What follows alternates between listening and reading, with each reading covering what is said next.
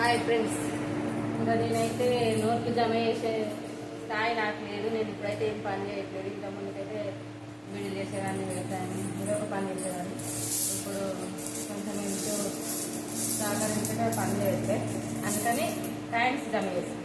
ఎప్పుడు 1 rupee, 5 rupees, 10 rupees coins దొరికితే అవి జమ చేస్తున్నా. ఇంకా వెళ్ళేది చూపిస్తా,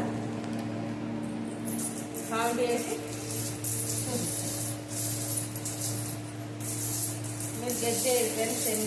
ఎన్ని ఉండాలో గెట్ చేయాలి. ఇంకా